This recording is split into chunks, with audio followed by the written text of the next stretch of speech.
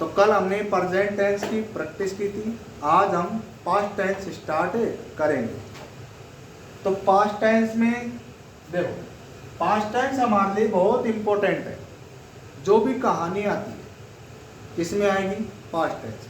मतलब past tense, past का मतलब बीता और टेंस का मतलब कल, बीता हुआ कल।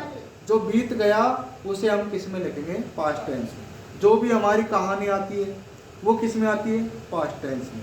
जो भी हमारे पाठ आते हैं ये भी किस में आते हैं? पास्ट। तो पास्ट टेंस बहुत इंपॉर्टेंट है हमारे पढ़ाई के क्षेत्र में। ठीक है, पास्ट टेंस पढ़ाई के क्षेत्र में बहुत उपयोगी है, तो इसको ध्यान से पढ़ें।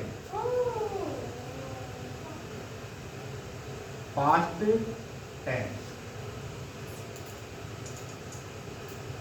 अब देखो, जैसे प्रेजेंट टेंस के 4 भेद होते थे, वहां पे इंडेफिनेट, कंटिन्यूअस, परफेक्ट और परफेक्ट कंटिन्यूअस पीछे लगा देते प्रेजेंट के, वही यहाँ पे लगाने हैं, वही यहाँ पे लगाने हैं। तो यहाँ पे भेद, पहला भेद क्या हो जाएगा पास्ट टेंस का? Past indefinite. क्या हो जाएगा? Past indefinite. Past indefinite. अब यहां पे देखो, पास्ट इंडेफिनेट, पास्ट इंडेफिनेट। अब यहाँ पे इसको क्या कहते हैं? हम सिंपल पास्ट भी कहते हैं, सिंपल पास्ट टेंस भी कहते हैं। तो यहाँ पे देखो, वर्ब की सेकंड फॉर्म काम में आएगी, है ना? जैसे खाना खाया, खाना। तो यहाँ पे सेकंड फॉर्म का मतलब देखो, जैसे हमारी एक फॉर्म है ना, कि ईट, ईट यानी खाता है, एट यानी खाया, और ईटन यानी खा चुका। ठीक है ना, खा चुका। ये हम परफेक्ट में काम लेते हैं, क्योंकि परफेक्ट में क्या होता है? चुका है। और यहाँ पे पास्ट में परफेक्ट टेंस आएगा तो चुका था, चुकी थी, चुके थे, मतलब है की जगह क्या आ जाएगा? है। तो यहाँ पे पास्ट टेंस के कितने भाग होते हैं? 4। कितने भाग होते हैं? 4। लेकिन हमको बेटा कौन सी फॉर्म यूज लेनी है? वर्ब की थर्ड फॉर्म, नहीं सेकंड फॉर्म। वर्ब की सेकंड फॉर्म और किसमें यूज लेनी है? पास्ट इंडेफिनेट के अफर्मेटिव। किसमें? पास्ट इंडेफिनेट के अफर्मेटिव। ठीक है, तो यहाँ पे देखें, तो पास्ट इंडेफिनेट का पहला अफर्मेटिव,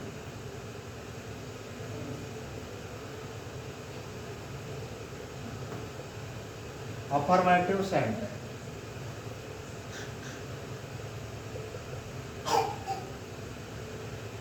अब प्रत्येक टेंस के 4 भाग इसके होंगे, अफर्मेटिव, नेगेटिव और इंट्रोगेटिव, इंट्रोगेटिव, निगेटिव।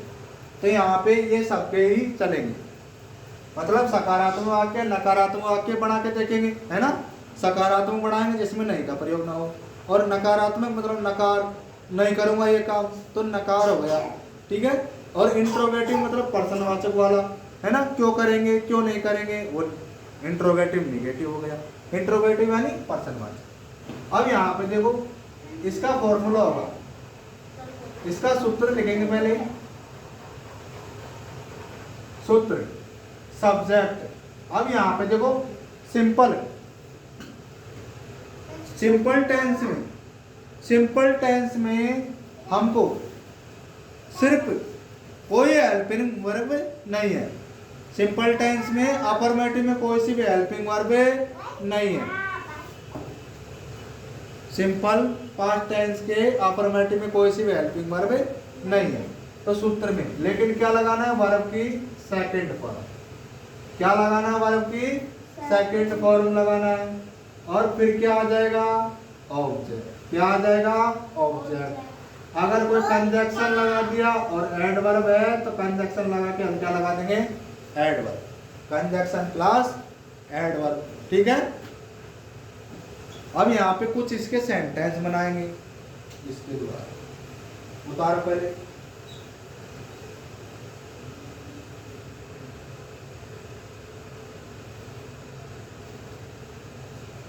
सेंटेंस देख लेते हैं इसमें। कंटेंट करते हैं।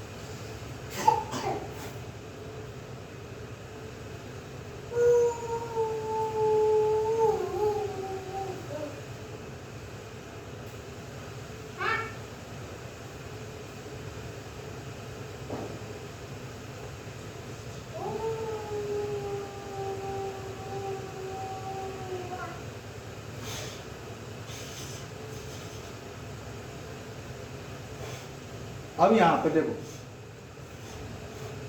पास्ट टेंस का एक सूचक भी है यस्टरडे, ध्यान रखना। यस्टरडे यानी बीता हुआ कल, एक यस्टरडे यानी बीता हुआ कल।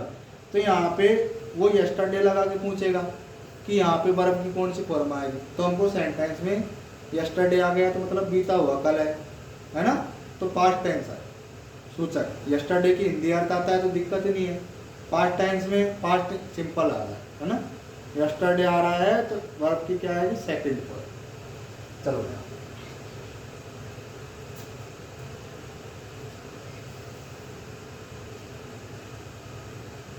मैं फुटबॉल खेला, मैं फुटबॉल खेला सेंटेंस में प्रयोग करेंगे, है ना, वाक्य।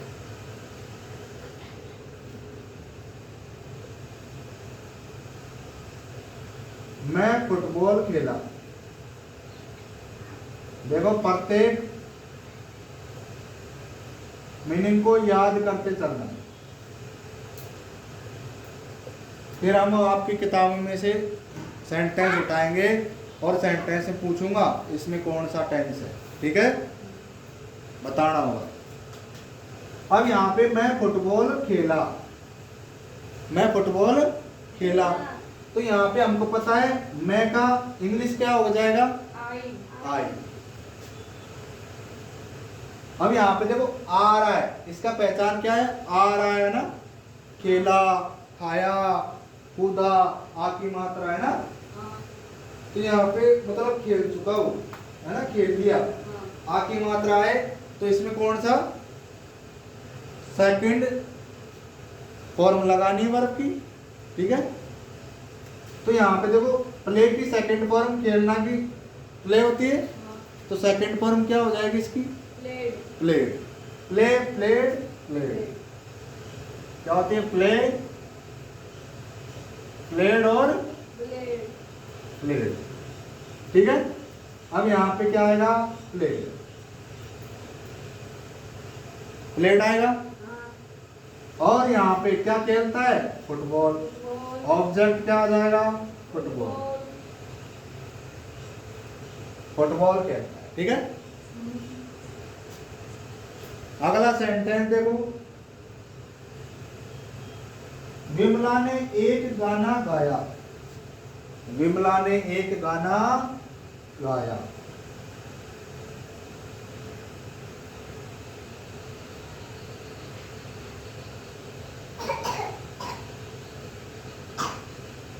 विमला ने एक गाना गाया, आ की मात्रा आ रही है पास लास्ट में, गाया, आ की मात्रा आ रही है। तो यहाँ पे देखो सब्जेक्ट क्या है, विमला, विमला ऐसे कैसे आ जाएगा, है ना, विमला, पहला अक्षर क्या आएगा, कैपिटल, पहला अक्षर क्या आएगा, कैपिटल, विमला। और यहाँ पे अब गाना, गाना की इंग्लिश क्या हो जाएगी, गाना की सॉन्ग, ठीक है। तो यहाँ पे सॉन्ग तो गाने की हो गई, और गाना गाना की हो गई, क्या हो गई, सिंगिंग। गाना गाने की सिंगिंग नहीं,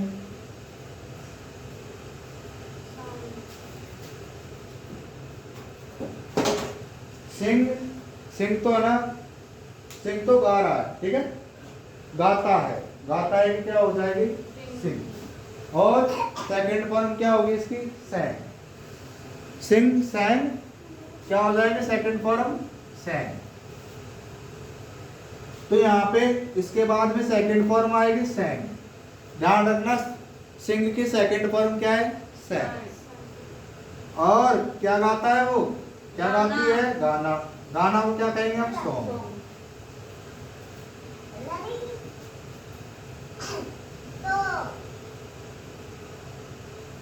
sang a song। एक गाना गाती है, देखो प्रीपोजिशन यहाँ पे क्या आएगा? प्रीपोजिशन।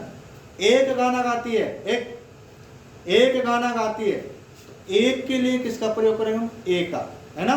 ए बुक मतलब एक बुक, ए टाइगर मतलब एक टाइगर, ए स्टूडेंट मतलब एक विद्यार्थी। तो एक के लिए किसका प्रयोग करेंगे? कौन सा प्रीपोजिशन आएगा? ए। तो यहाँ पे क्या लगेगा इसके आगे? ए। क्या लगेगा? ए। इसे क्या कहते हैं हम? प्रीपोजिशन। और कोई भी मोस्ट इंपोर्टेंट वस्तु है उसके लिए क्या लगाएंगे हम? दा, है ना? अब कहते हैं हमारा, अब सचिन तेंदुलकर है, महान खिलाड़ी है, तो दा सचिन तेंदुलकर कहेंगे। क्या कहेंगे? दा सचिन तेंदुलकर महान क्रिकेट खिलाड़ी है, तो उसको हम दा का प्रयोग करेंगे। तो महान जिसको सम्मान देते हैं, सम्मान देने के लिए कोई भी। अब देखो अर्थ है, अर्थ के क्या लगाएंगे? दा। ठीक है, हर जगह आपको इंग्लिश में क्या लिखा मिलेगा? दा। ठीक है, तो विमला sang ये सॉन्ग। ठीक है, ये हो गया। अब अगला देखेंगे निगेटिव वाली। कौन से? निगेटिव वाली। तो यहाँ पे आ की मात्रा है। कौन सी? आ की मात्रा। वर्ब की सेकंड फॉर्म भी देखनी है। क्या देखना है यहाँ पे? वर्ब की सेकंड फॉर्म। आ की मात्रा आती है। कौन सी? आ की मात्रा। खेला, खाया, कूदा, पीदा। ठीक है, हाँ। आप देखेंगे निगेटिव। निगेटिव वाले देखो, दूसरा, इसका दूसरा क्या होगा? निगेटिव।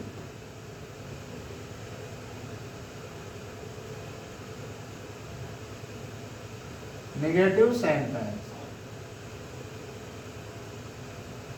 अब देखो नेगेटिव सेंटेंस में हम किसका प्रयोग करेंगे? एक तो नेगेटिव सेंटेंस में इसकी हेल्पिंग वर्ब आ जाएगी डिड। क्या हो जाएगा? डिड। कौन सी आ जाएगी? डिड। तो यहाँ पे डिड नॉट का प्रयोग करेंगे।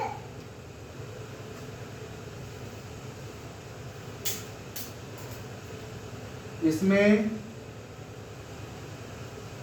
सब्जेक्ट व, क्या? सब्जेक्ट व वर्ब के बीच में डिड नॉट का प्रयोग करेंगे। किसका? डिड नॉट का प्रयोग करेंगे। और यहाँ पे चेंज क्या हो जाएगा? वर्ब की फर्स्ट फॉर्म आएगी। अब क्या आएगी? वर्ब की फर्स्ट फॉर्म।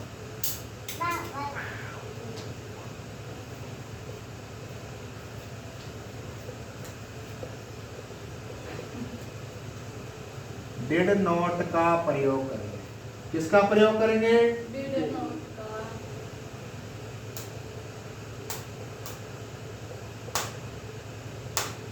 अब यहाँ पे वर्ब की कौन सी फॉर्म आएगी? First form. फर्स्ट फॉर्म ले रही। सेकंड फॉर्म सिर्फ किस में आएगी? पास्ट टेंस के अफर्मेटिव। किसमें?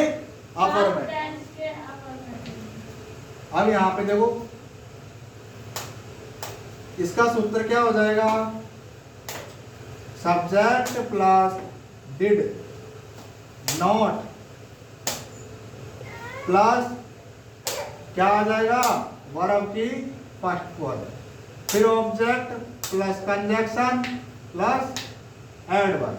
ठीक है, अब यहाँ पे सेंटेंस बनाएंगे इसके।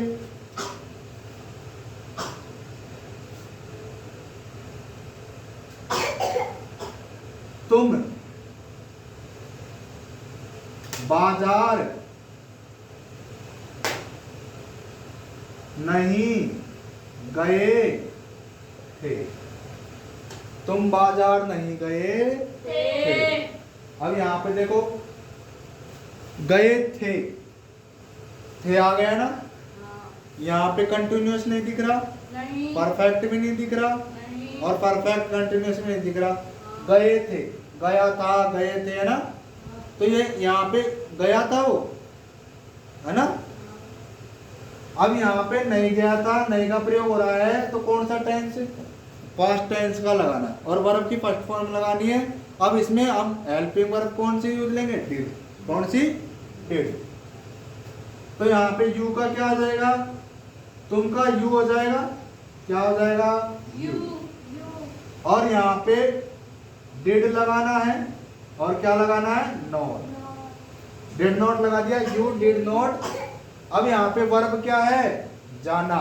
क्या? जाना। अब जाना की फर्स्ट फॉर्म आएगी गो, है ना। गो यानी जाना। और कहाँ जा रहा है? बाजार। तो बाजार के लिए गो टू जयपुर। तो गो टू जयपुर। अरे जाना की मीनिंग क्या हो गई? गया था, गए, गए मतलब गए। गए का जो गोय आएगा, गए का गोय तो आएगा। गए मतलब जाना ही तो हो गया। क्या हो गया? जाना। तो यहाँ पे गो टू। अब बाजार की स्पेलिंग क्या हो जाएगी? बाजार को इंग्लिश में क्या कहते हैं हम? मार्केट। बहुत इंग्लिश बोलते हैं। मार्केट, ठीक है। You did not go to market. तुम बाजार क्यों नहीं गए थे? अब क्यों है क्या यहाँ पे? नहीं। तुम बाजार नहीं गए थे। अगला दूसरा देखो, यहाँ पे दूसरा सेंटेंस बनाते हैं हम। मुकेश ने एक कहानी नहीं लिखी।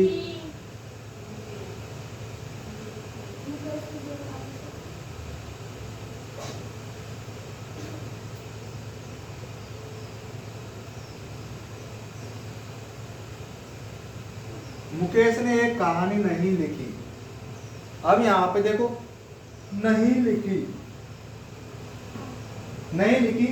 तो देखो नहीं लिखी, ये क्या आ रहा है? सिंपल, है ना। और नहीं लिखी मतलब काल हो गया ना पूरा। नहीं लिखी उसने, तो पीछे तो नहीं लिखी, बीते हुए काल में तो नहीं लिखी। तो क्या कौन सा हो गया? सिंपल पास्ट टेंस हो रहा है। अब यहाँ पे देखो मुकेश, यहाँ पे सब्जेक्ट क्या है? Mukesh. Did not, did not, Mukesh did not. आगे क्या आ जाएगा बेटा? Did not. अब यहाँ पे लिखने की क्या होती है? लिखना, राइट, राइट। WRIT, right. अब यहाँ पे क्या लिख रहा है वो? ऑब्जेक्ट क्या है यहाँ पे? एक कहानी, मतलब ए स्टोरी। कहानी को हम इंग्लिश में क्या कहते हैं? स्टोरी। तो यहाँ पे एक आ रहा है तो ए लगाएंगे, ए स्टोरी। कोई प्रॉब्लम? तो ये आपको याद होने चाहिए। तो कल हम इंट्रोगेटिव और इंट्रोगेटिव नेगेटिव पढ़ेंगे।